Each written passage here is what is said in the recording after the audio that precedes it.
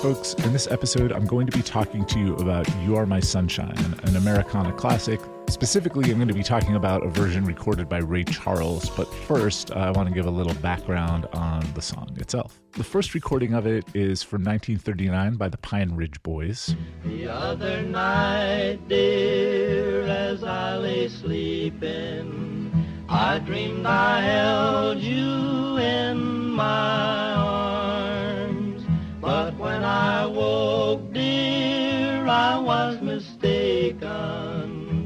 Then I hung my head and cried.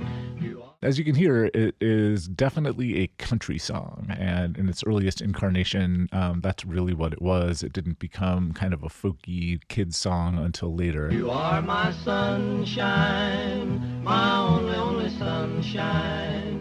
You make me happy when skies are gray. You'll never know, dear, how much I love you. Please don't take my sunshine away. It's pretty bleak, yeah. I think most of us only really know the chorus, which is very uplifting, but then you get to the verses and it's all about heartbreak and loss. And, isn't that just typical of like America's vernacular culture where you have this cheerful melody with these heartbreaking lyrics? With that in mind, let's listen to Ray Charles' recording from his 1962 album, Modern Sounds in Country and Western Music, Volume 2. The other night, as I lay sleeping, I dream I held you in my arms. This is very different from the Pine Ridge Boys or from other versions, certainly that I was familiar with. Let's go through these differences one at a time. First of all, obviously Ray sings the melody quite differently. You are my sunshine.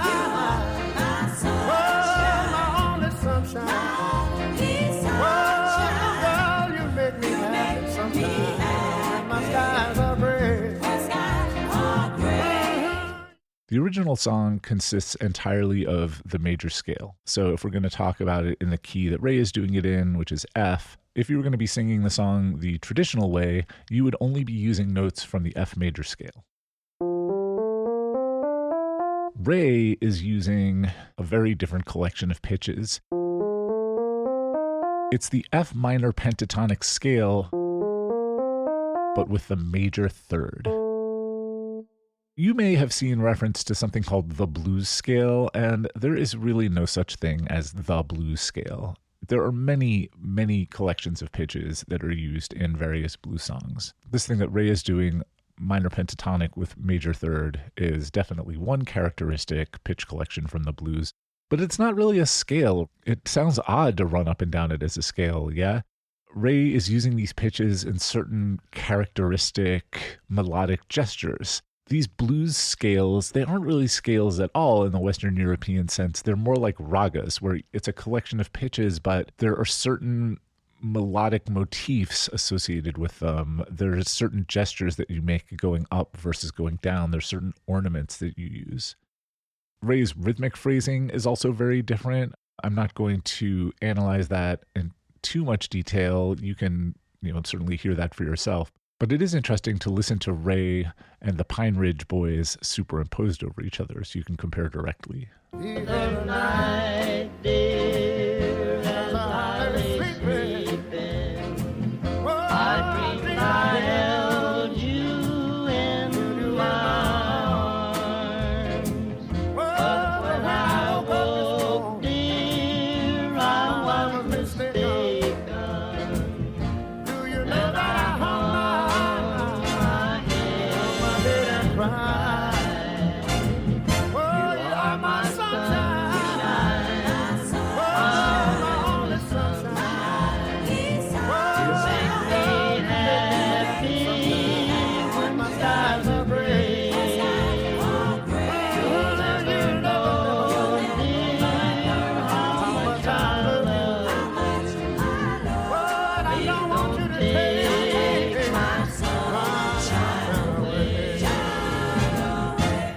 So in addition to the vocal melody being very different in Ray's version, the chords and the instrumental backing are also quite different. So the original version of the song, as done by the Pine Ridge Boys, uses 3 chords, 1, 4, and 5. In Ray's key, that's F, B flat, and C.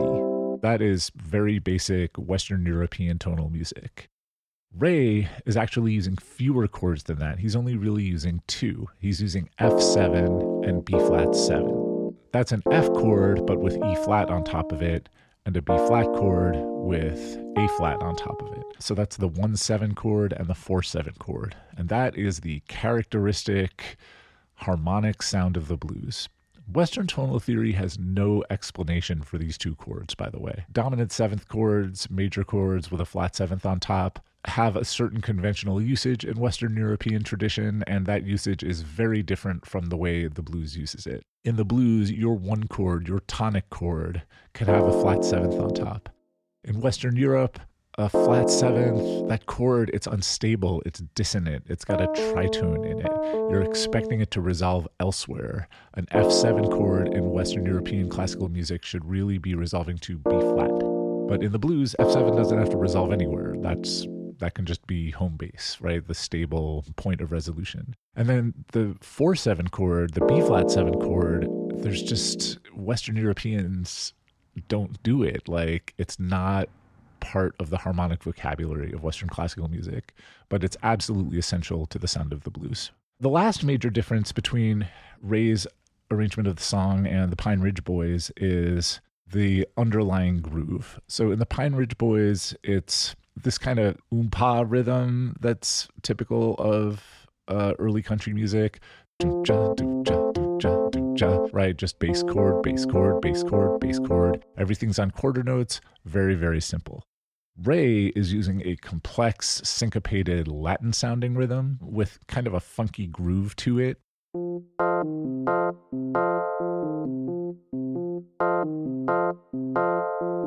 Ray's tune has a really extraordinary bridge. It's a very unexpected thing that happens.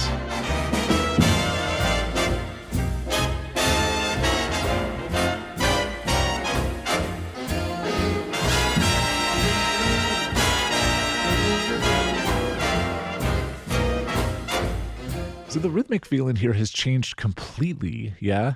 Before, Ray's recording sounded like R&B.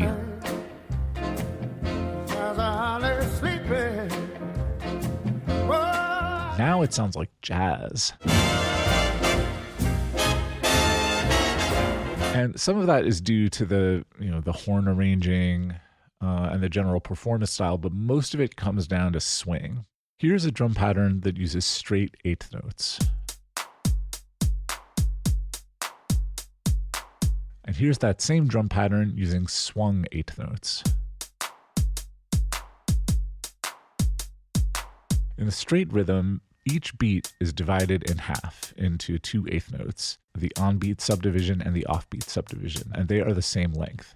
In the swung rhythm, the on-beat subdivision, that first 8th note in each beat, is longer, and the off-beat subdivision, the second 8th note, is correspondingly shorter. And the longer you make the on-beat subdivision and the shorter you make the off-beat subdivision, the wider your swing is. But in the rest of the tune, Ray is not swinging his 8th notes. His 8th notes are straight. However, he is swinging his 16th notes. Instead of dividing the beat in half, he's dividing it into quarters. Each quarter is a 16th note. There are the on-beat 16th notes, the first and third 16th notes in each beat, and there are the off-beat 16th notes, the second and fourth 16th notes in each beat. And to swing your 16ths, you're making your on-beat subdivisions a little longer and making your off-beat subdivisions a little shorter. So here is a drum beat with straight 16th notes. And here is that same drum beat with swung 16th notes. Now, in both of those rhythms you just heard, the 8th notes were straight. The only difference is at the 16th note level. Ray is doing something really interesting here. He is bridging a major generational divide in Black American vernacular music. Before about 1960, everybody was swinging their eighth notes. So in jazz, in blues, in older forms of country music, very early rock and roll, everybody is swinging their eighth notes. But starting in about 1960, in R&B, kind of more modern forms of R&B, in later forms of rock, and later on in hip hop and electronic dance music, everybody starts keeping their eighth notes straight and swinging at the 16th note level. Ray really did people who want to teach these ideas a huge favor in combining them for us. Here's a question though. What is Ray Charles doing recording a country song? And it's not just this country song either. He recorded 2 volumes of modern sounds in country and Western music. It's not an obvious thing for a gospel-inflected, jazzy, bluesy R&B singer to be doing, right? He was very smart to have made those records, A, because they're brilliant, and B, because they were a smashing commercial success, right? The first million-selling country album ever was Ray Charles' Modern Sounds in Country and Western Music Volume 1. But it does seem a little culturally incongruous, right? Maybe now it does, but Ray Charles knows his history. If you listen to older country music or older blues, it kind of all sounds the same. If you go back to the 1920s or the 1930s, there's not that much distance between the sound of white rural Southerners and black rural Southerners. This music that we now know as blues or jazz or country all sounded pretty similar. And these divisions between country and R&B are much more the creation of the record industry than the musicians. The assumption, when the recording industry first got off the ground, the labels assumed that white record buyers would not want to listen to music by black artists and vice versa. And so they had these categories they were originally called race and hillbilly for music by black people and music by rural white people.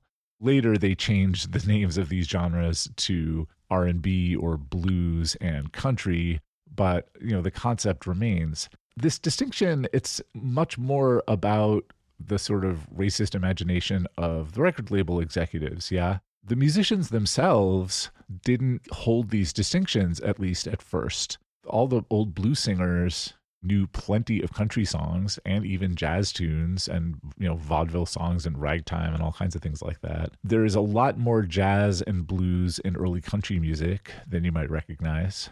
And even later on, like these genre boundaries have been a lot blurrier than you would conventionally think, right? So Chuck Berry considered himself to be a country musician, and that is really what he's playing. He's just playing it a little faster and louder than most people at the time. Elvis also thought of himself as a country musician, and yeah, there's not that much daylight between Elvis and Chuck Berry, really, right? And even now, you've got Lil Nas X with Old Town Road and Beyonce with Cowboy Carter. And now country music is starting to sound a lot like hip hop. It's starting to have rap verses and drum machines and things like that.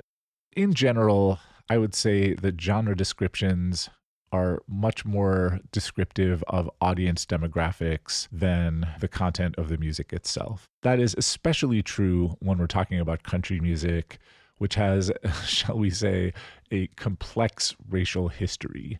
Yeah, there has been this anxiety about kind of policing the boundaries of it. But there's also a beautiful history of people breaching those boundaries. Country music has certainly been used as a way for white people to kind of draw distinctions between their own culture and everyone else's. But there are also some beautiful stories of that project failing, of those boundaries being broken down. The Supreme Court decision, Loving versus Virginia, ended bans on interracial marriage, because there were quite a few states in this country of ours that made interracial marriage illegal until pretty recently, yeah, all the way into the 1960s. Loving, the plaintiff in the case, was a white man who wanted to marry a black woman, and the two of them met at a country music show. In recording all these country songs, not only was Ray Charles recognizing the history of this music and its shared origins with R&B, but he was also being very prescient in recognizing that these artificial racial boundaries were not going to persist forever. So there you have it. Ray Charles' amazing recording of You Are My Sunshine, an absolute R&B classic. Thank you very much for listening. Beyonce,